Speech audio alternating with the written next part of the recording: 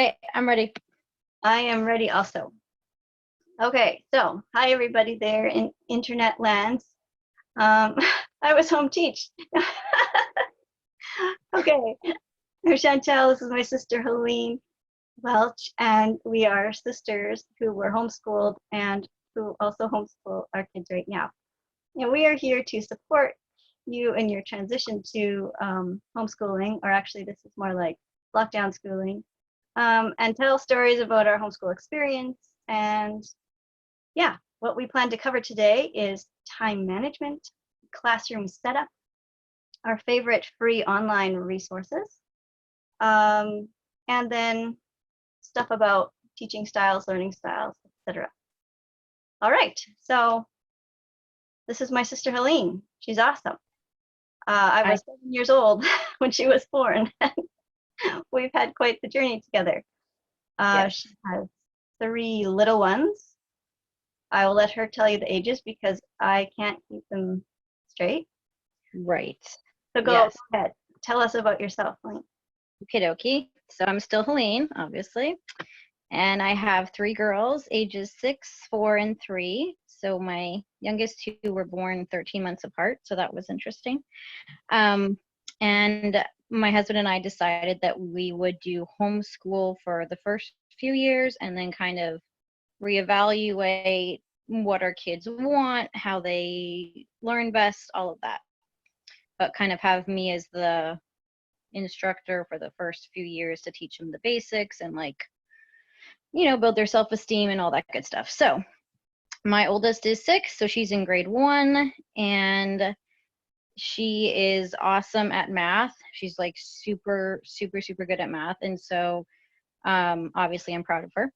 But I make a big deal over the things that she does really, really well. So I focus on her strengths.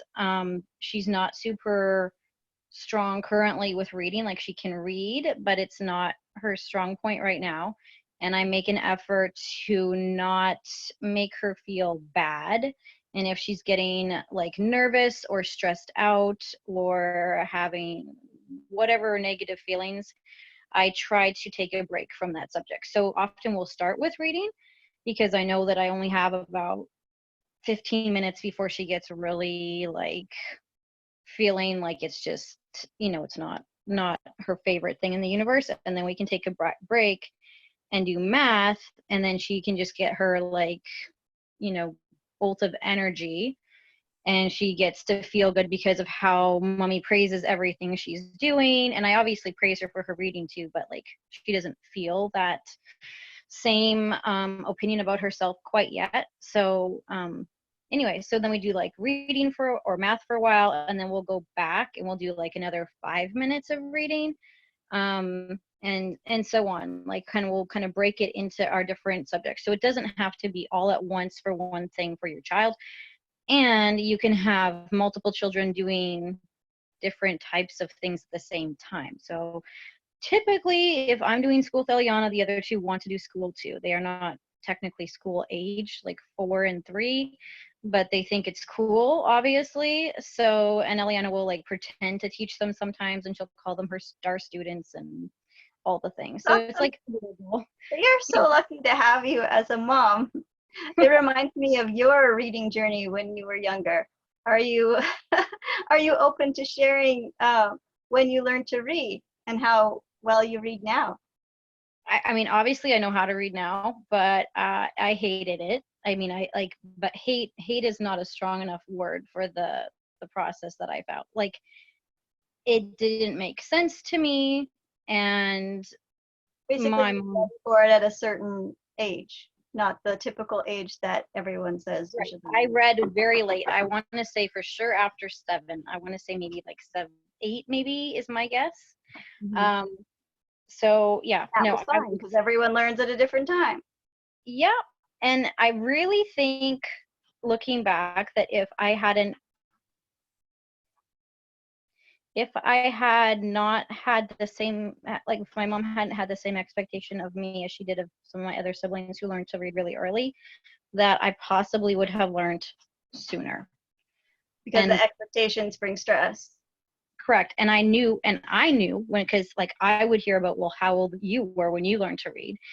And so I would feel like, well, I'm not measuring up to that. And so it was, yeah, it wasn't like a great experience. That part of my homeschool was not great. But it's And coming in handy now for your kids. That's yeah, and now, and see, but now with Eliana, I can see that if I had pushed her last year, it would be bad. It would be way worse. And I want her to understand her phonics and how they work, not just memorize, get out. Wait, my husband unlocked the door so that my daughter could come join me. That's okay. real life right there. This is my life. This is my life. I try to have one conversation with like any normal person, and like somebody has to interrupt me. Yeah, the joys of what do we call this now?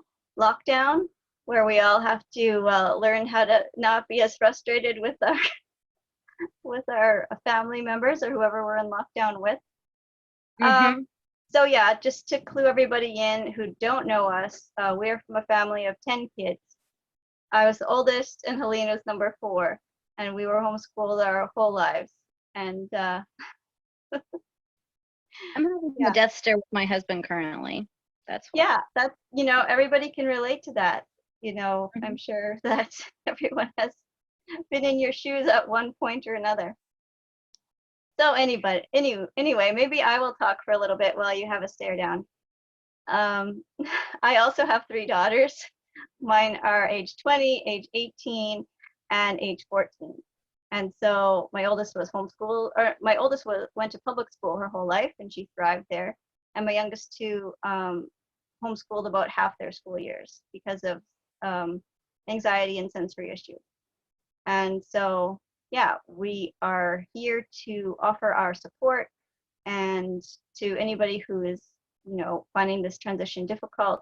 And so you can contact me. I'm not sure, Helene, do you want to be contacted, or are you busy enough? She seems to be pretty busy.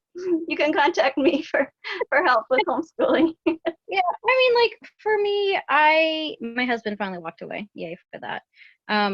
So I tend to take a little bit more of a relaxed approach. I obviously have goals. I have like what ideally I would like to take place, but sometimes we just take the day and we do something else that's educational or fun, or if their dad is off of work and we know he's going to be gone for a while, like, you know what I mean? Like it's not super rigid, but that being said, like Eliana has 130 lessons in her math book, and she's in the 90s now. So we're like on track, obviously, but there was times that we didn't do school for 2 weeks, like in that math book, but we did something else for math, like we did reading eggs with math seeds. We play a lot of Monopoly Deal, like just there's so many other ways too. So it's like super important, I think, especially right now, for parents to like not make this a living hell for their children. Like their parents might be feeling like it's a living hell, but like not to project that onto your kids, because if your kids are having fun or they're being like encouraged and maybe even earning like a reward for certain projects in their school, they're going to do 100 times better than if it's like lay down the law, like you have to sit here for 6.5 hours because that's the way it's done.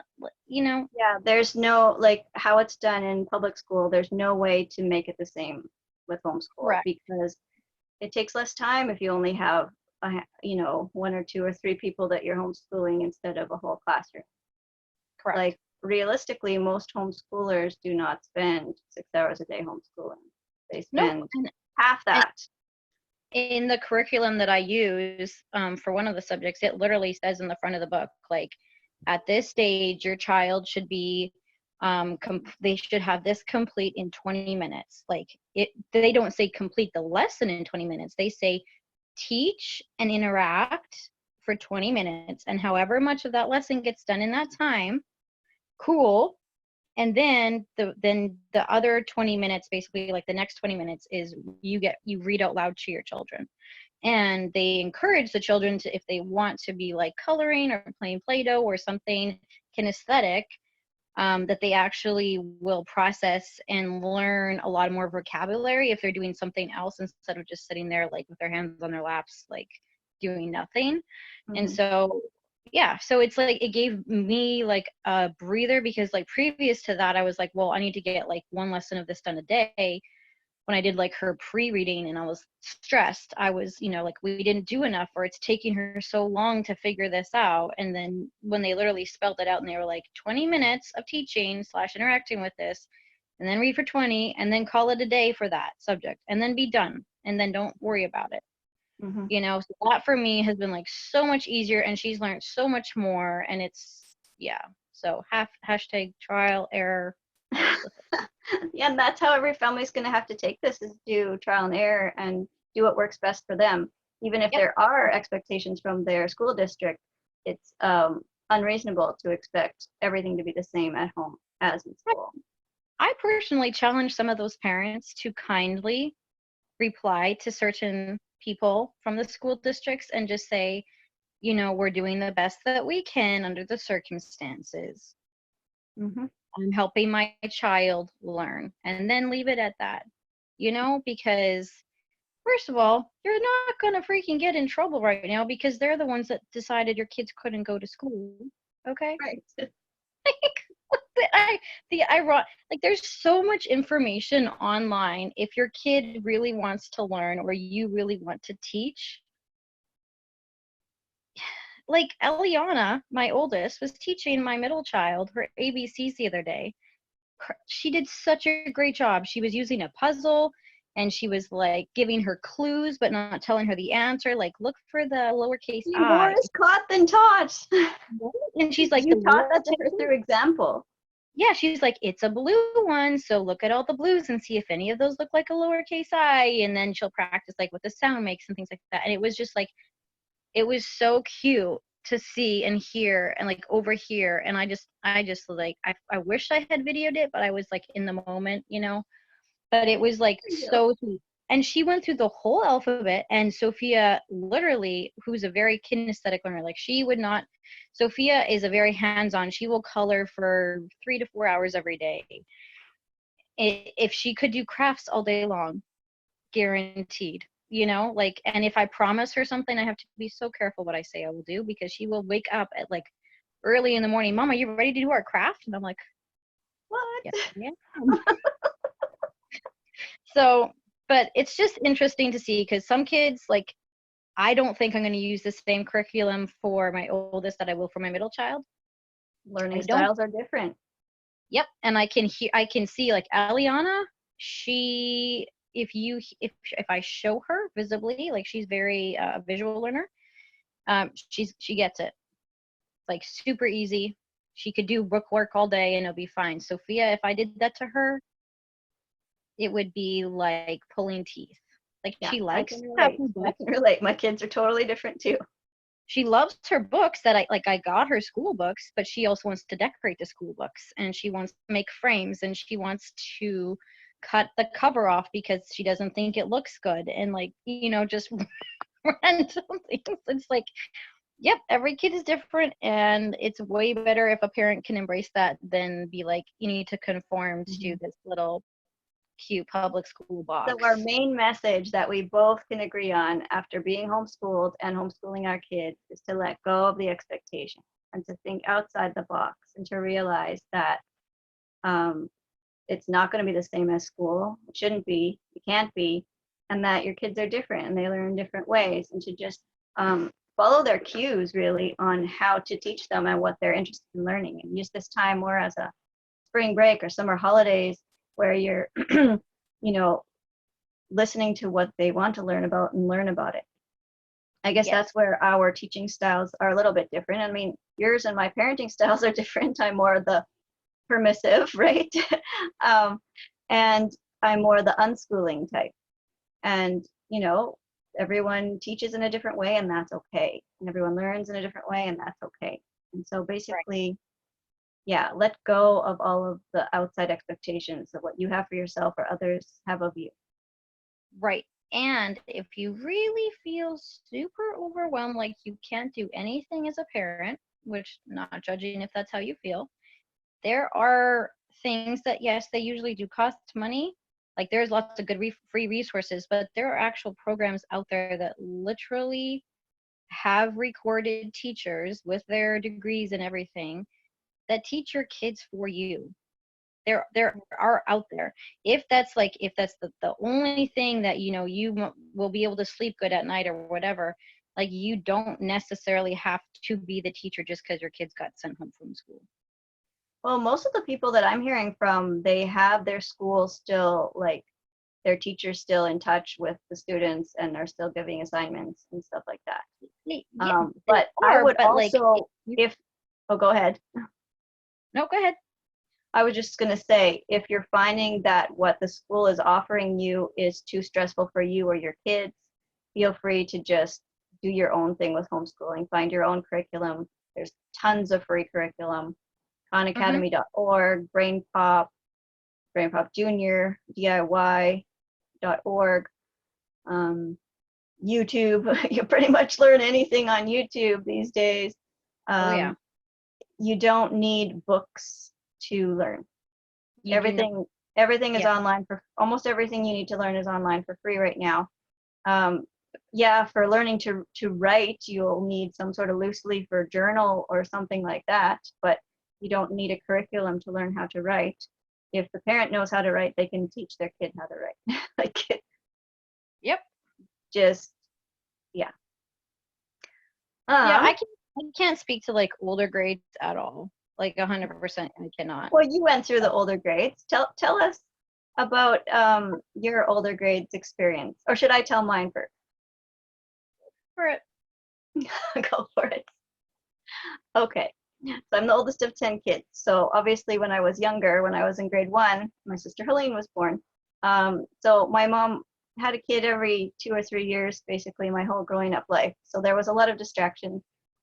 She was obviously able to spend more time one-on-one with me in the early years, but not as much when I was in, the high school years. So I did a lot of self-learning in the high school years, and I used to look at it as bad, but now I see it as it's enabled me to do a lot more self-learning now as an adult rather than thinking that I have to have someone teach me everything. So it's come in handy.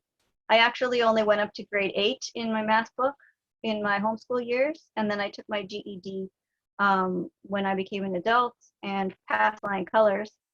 People learn what they need to learn on their own. They don't necessarily need a book to learn it. And I learned a lot of math stuff and other subject stuff just through life experience. Yeah, and then I ended up being an EA, teaching at a high school. So it's like, I don't know, people have a lot of preconceived ideas about what education is. But you can learn a lot of different ways than just sitting in a classroom with a pen and paper and a book and a teacher. 100%. I also passed my GED the first time I took it the earliest that I could. I had to wait to a certain age in Canada, #winning not. But they make you wait till you're 19 because they don't want you to just drop out of school and take your GED, so they want to punish you. Whatever. It is what it is.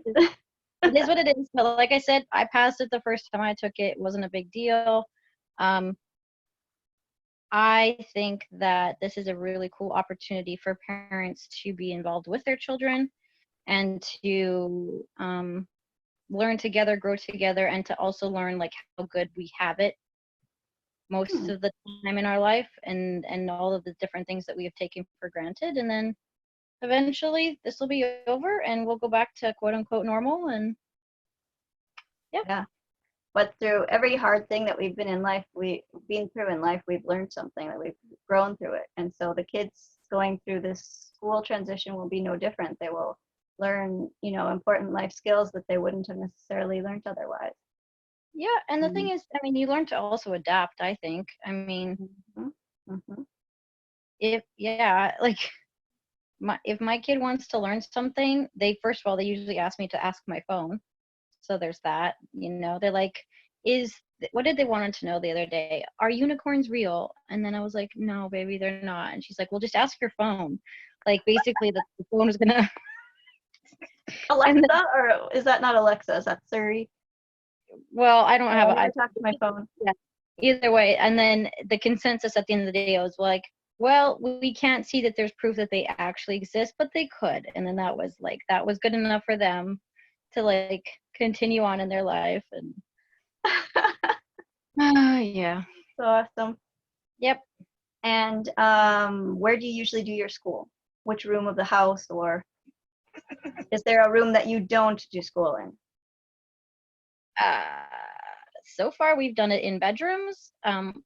Our miscellaneous room, we've done it on the back porch, we've done it on the kitchen island, in the living room, in the basement. Sometimes kids just need a different scenery, if it's a place that they like, that you feel like they're getting really distracted, especially since everybody's home in the households, a lot of places right now. If you can kind of find something that is a little bit less, like, you don't want to have like TV going right in front of your kid and then ask her to do like a spelling test. Like, that's mean, because they don't want to miss whatever.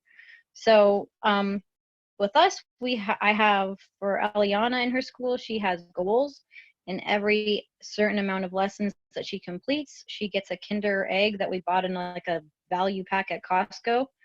Cost us less than $1 each egg, and it's something that she like lives and breathes for. And now Sophia has a goal in her book that, you know what I mean? And so it's what we do. It's fun. It's something tangible, so that she doesn't have to just think of like, oh, it's just whatever else. She's like, oh, I only have 3 more lessons until my next whatever. And it kind of breaks the school year down a little bit. And I'll often reward her with like playing educational games, but she doesn't know they're educational.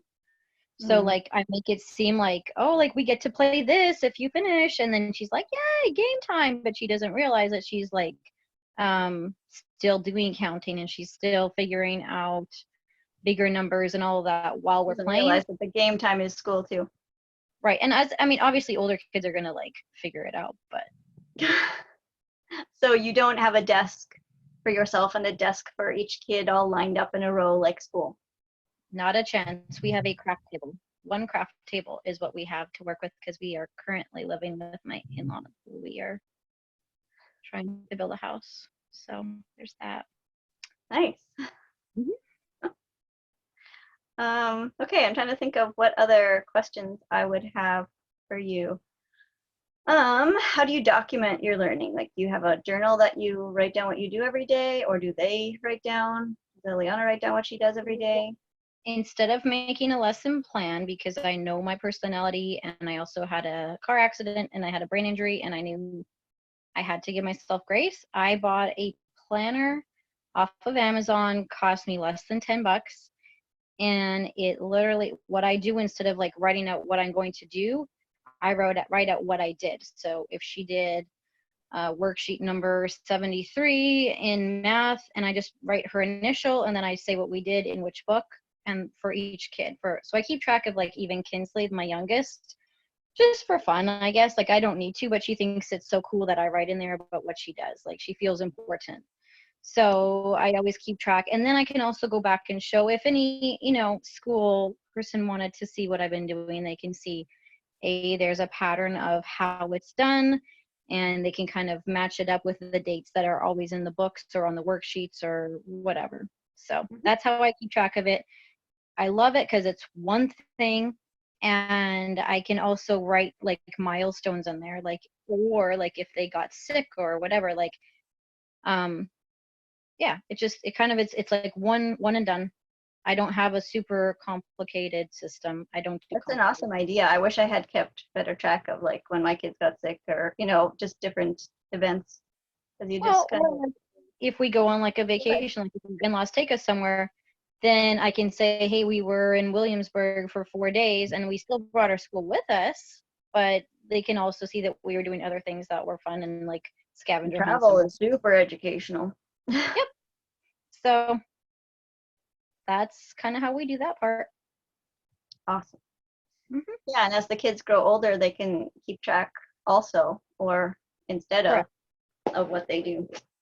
Yep. Because my 14-year-old now, she, I have a lot of ideas about homeschooling and a lot of guidance, but she's at the point where she wants to do her own ideas. And I want to encourage that. I want to encourage that she, is a self-learner and that she can choose how she learns and where she learns it from. And it's awesome to see the stuff that she comes up with and, the reports that she writes on different subjects, stuff that I never even think of to study. And I'm learning from her too.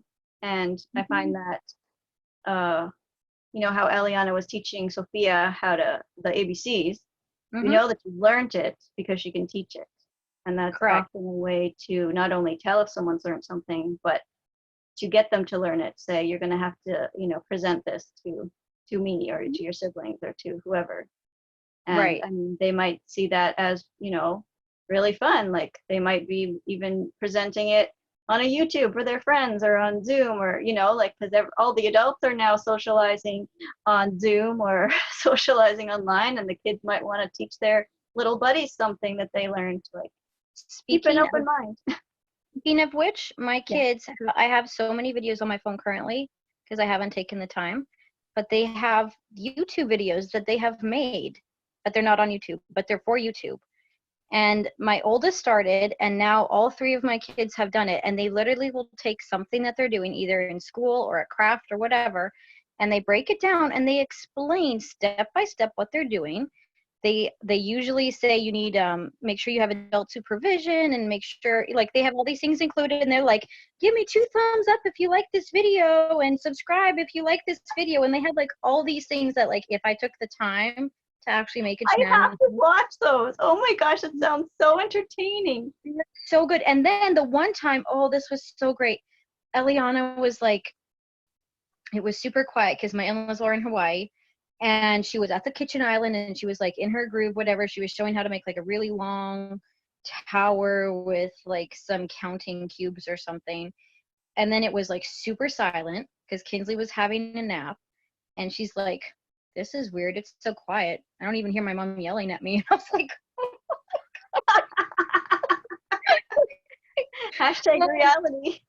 and she's like, it's okay if you ask me to ask your mom, and it's okay because sometimes she's just too busy to help you. I'm like, just random stuff that she just, but Eliana is so funny because she will keep people engaged during her videos. Like, she doesn't just sit there for forever. She's like, and she explains what's going on or what happened or what we've done recently. Like, while she's physically doing that, she's like interacting, even though there's nobody interacting back with her, which is really cool. And did you ever teach her how to do these things?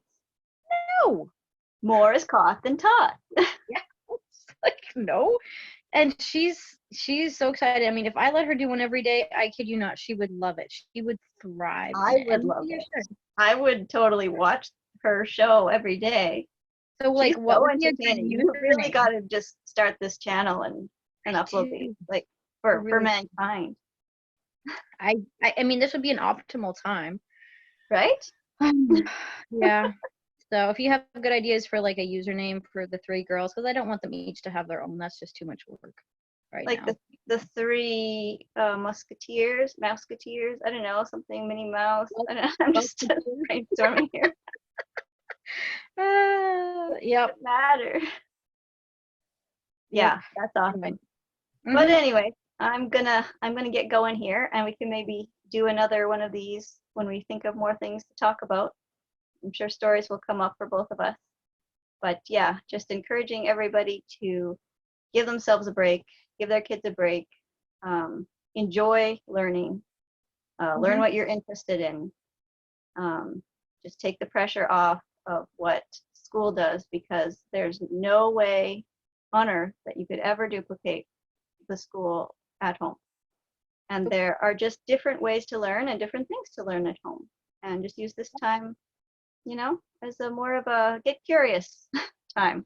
Get curious and observe your children. If you can observe something like a learning style, or if you can observe something that is like something that comes natural to them, capitalize on it, blow it out of like the water, and like make it a big deal to their other siblings, or like have them explain it to their, you know what I mean? Like make it creative, make it fun.